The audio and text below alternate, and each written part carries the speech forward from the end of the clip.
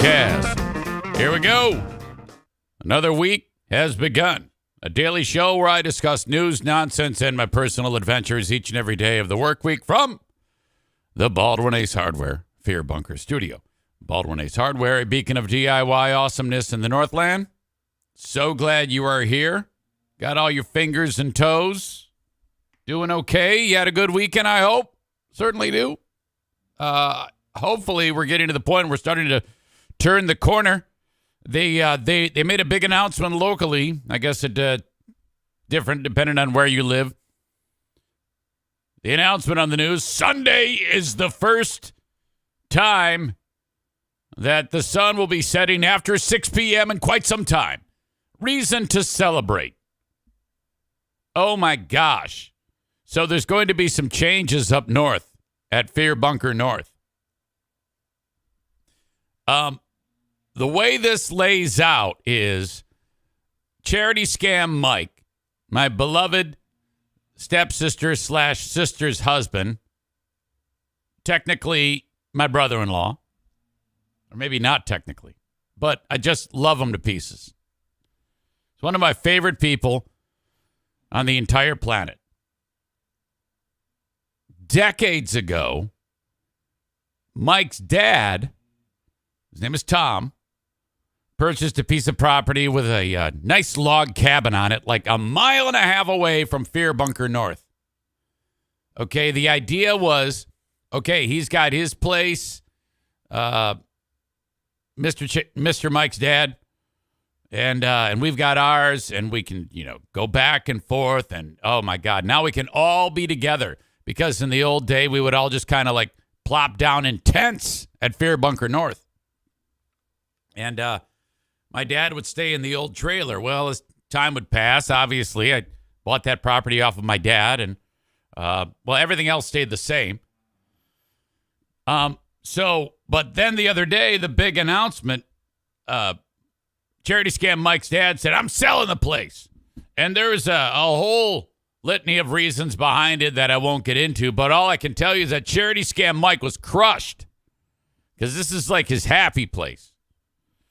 Mike kind of burns a candle at both ends, trying to live his best life, but he has a child with a very intense disability, I guess. I hope I don't say the wrong thing, but for him to be able to come up north and Dad's like, oh, yeah, come and go as you please. Well, suddenly Dad's like, oh, no, I'm selling the place. So it's like, oh, fuck, what are we going to do? We got no place to go. It's going to be so terrible. We can't have our fish fry. We can't sit by the fire. We can't have s'mores.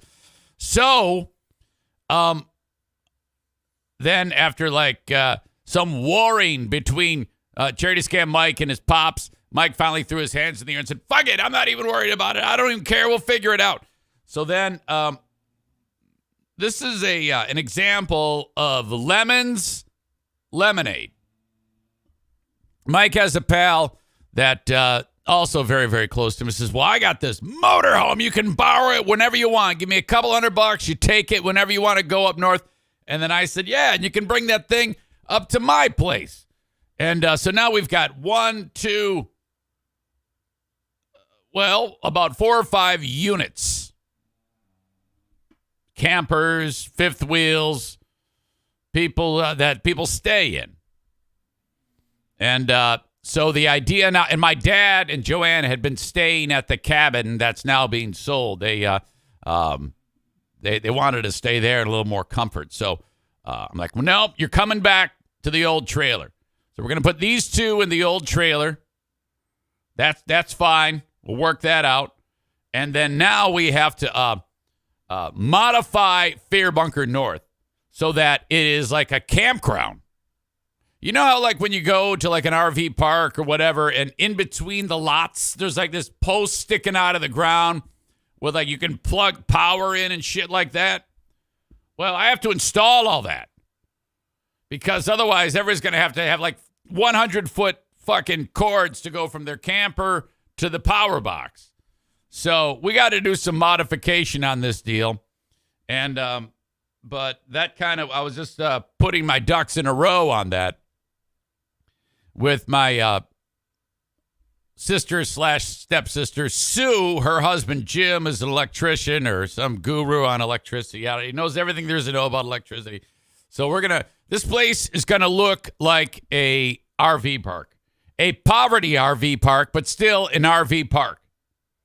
So we're gonna have everybody, this entire family, and all these dogs at Fear Bunker North. And frankly, it's gonna be bonkers. This is the way we used to do it, but we do it intense. And we would all get really drunk. Now that's not the case. Nobody drinks, except for Mike. Mike still drinks. Nobody drinks. And so all the dogs running around, it's going to be insanity. Oh, shit. Kind of bubbling under over the weekend. You might be looking at me right now and saying, Eric Zane, you look remarkably handsome. And I get that all the time everywhere I go. I mean, who wouldn't? When you look this fantastic all the time. Blue State Rob, before I get into that with a killer joke of, it'll look like an AA meeting at a NASCAR race. Yes, thank you. Star on the forehead for that joke, not on the forward. By the way, there was a NASCAR event last night. I'm really going off on tangents today, but try to keep up. I was over at Jackie and Justin's house for something that I'll describe in a few minutes. And they had a NASCAR exhibition event going on. The season doesn't start till the Daytona 500. But they've got this like made-for-TV event called The Clash at the Coliseum. The Los Angeles Memorial Coliseum is a stadium that's been there for 100 years. At the end of the football season, they rip up the football field. They bring in tons and tons of dirt. And they build a NASCAR track. Now, this track is so small, it takes the cars 12 to 13 seconds to get around it. It's the stupidest thing I think I've ever seen in my life. And you can only get like 10 cars on there at a time. And like the top speed is like 65. Not lying. Hand to God. It's such a crock of shit. What the fuck? Oh, God. It was awful.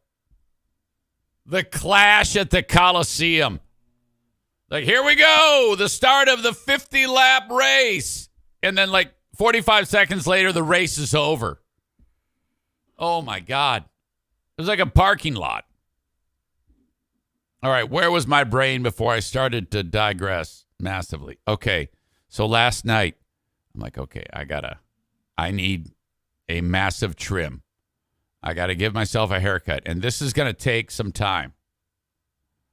I've got the eyebrows are long, got to trim those. Diana's looking at this gray patch of hair on my chest and my fat gut, and she goes, oh, God, get rid of that. Got to get rid of that. And then my head. Now, I've been cutting my own hair for over a decade. I could do it, I am not lying, with my eyes closed. Rarely is there a problem. But I don't know where my brain was, but I messed this up. The goal is to have the top just a little longer than the sides. You start with the sides. I put the guard on, did all the way around my back, sides, change the guard, start doing the top. I'm halfway through it and I go, something doesn't look right. Something's peculiar. I should have gone with a number 4 on the sides and the back and a number 5 on top. Shorter on the sides and back than on top. That way, I can style the top a little bit. I like to push it a certain way, maybe a little flippy, maybe a little, hair sprigs down here on the side. Try to make myself look presentable.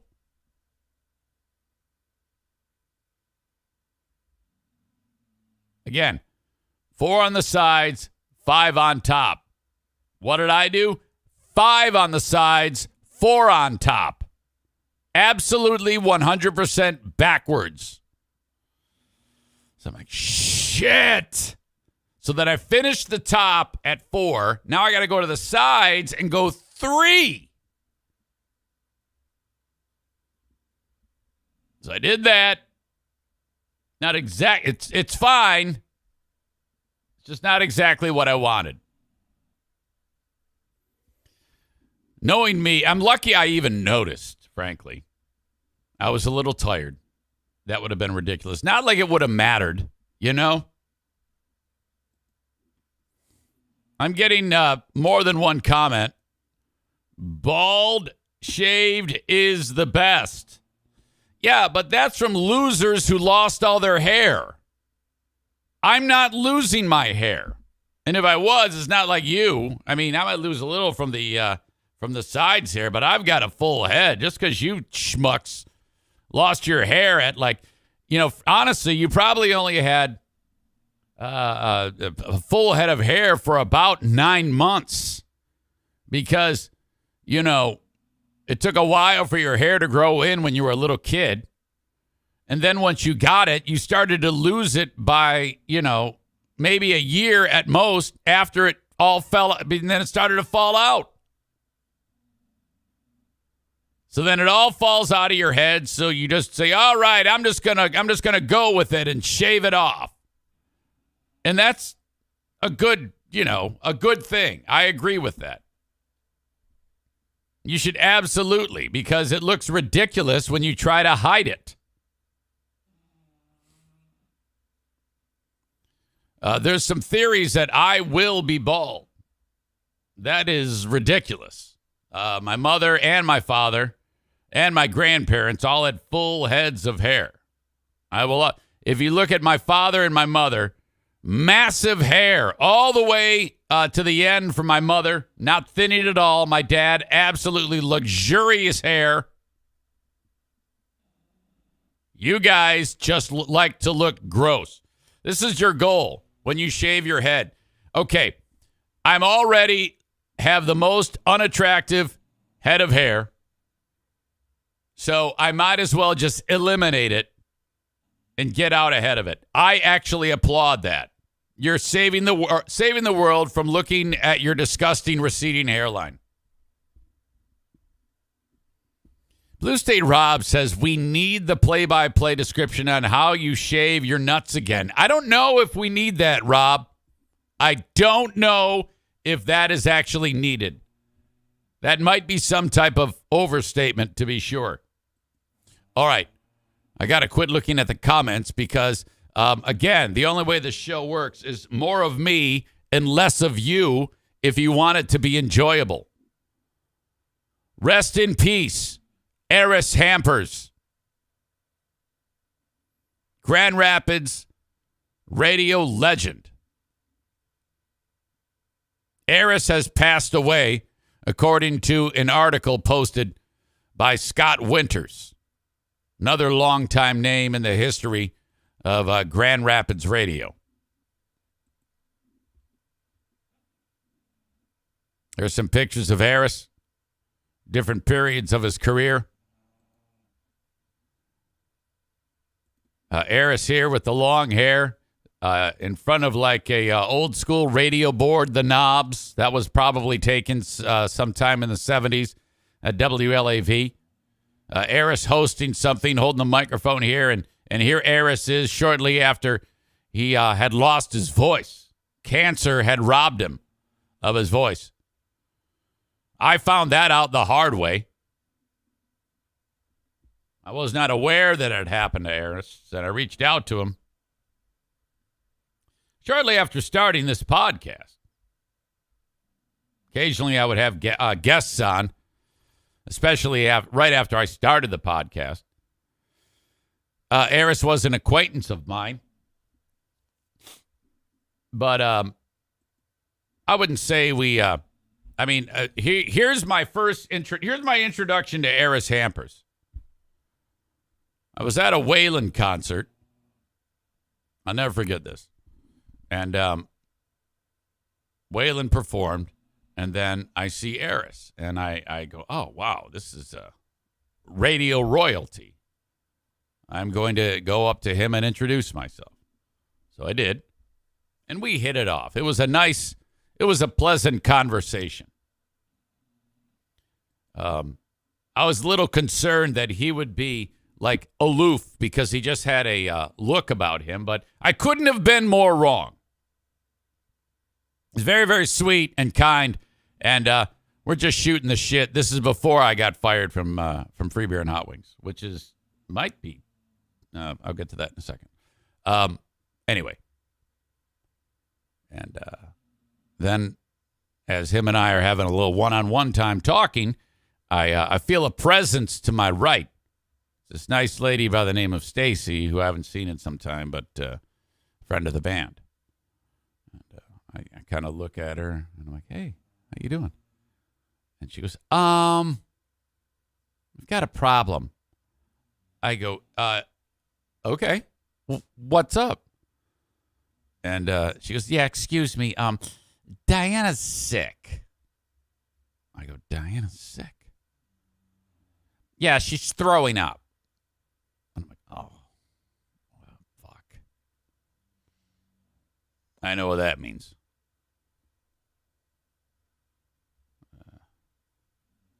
Doesn't happen often, but occasionally. She might just have a wee too much to drink. And when that happens, it hits quickly. You've got trouble.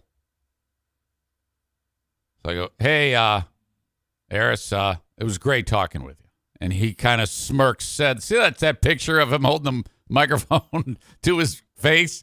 That's the look I got. The sweet, wry smile. And he's like, uh-oh, you have a long night, my friend. And he goes, well, it was great talking to you. We shall meet again.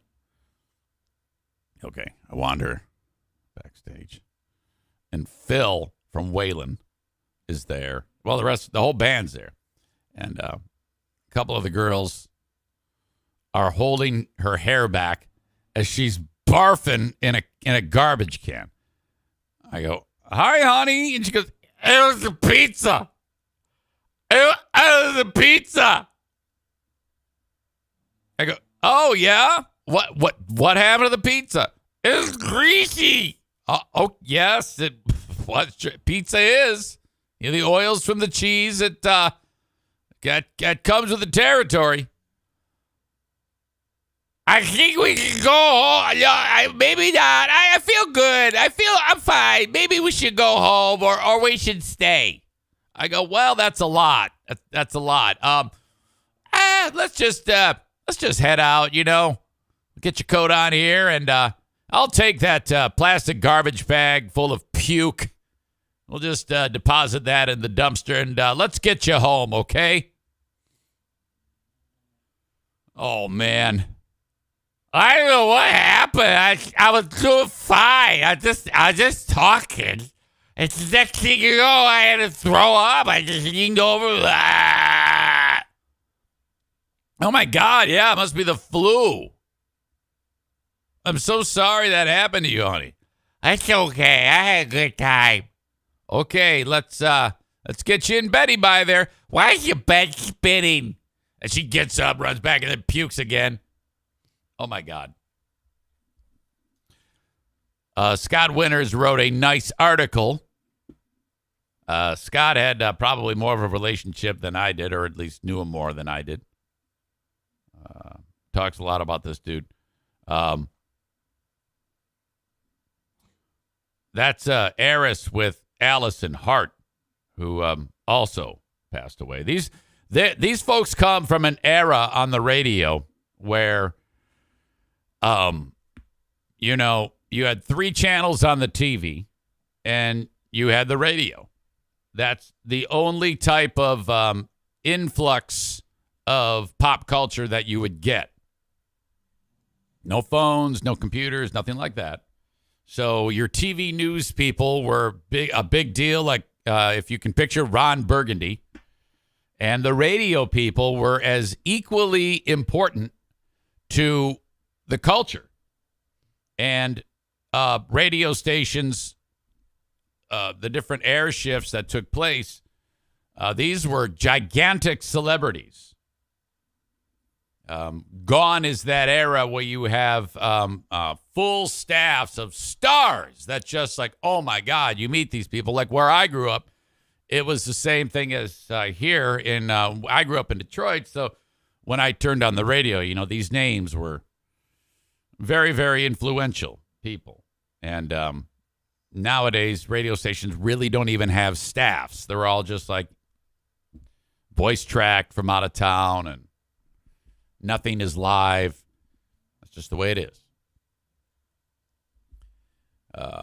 Same thing at LAV. LAV was like WRIF, where I grew up in Detroit. LAV with, you had Eris, Uncle Buck, and names like that. Kevin Matthews, the important people that were on that radio station, and Eris was one of them. So this is how I learned that Eris had lost his voice. Of course, I ruined this. It was ridiculous because I think the word was out, but I wrote, hey, Eric Zane, I'm podcasting these days. This is in March of 2019. Just a few months after I'd gotten started. I'm wondering if you'd like to join me on it so I can interview you. Are you interested? Hey, Eric, glad to see you're still on your feet and continuing your passion. I'd love to. I would do that in a heartbeat. But, and this isn't a secret, I'm just not advertising it. I'm dealing with a couple of health issues right now, and the biggest problem is that I've completely lost my voice.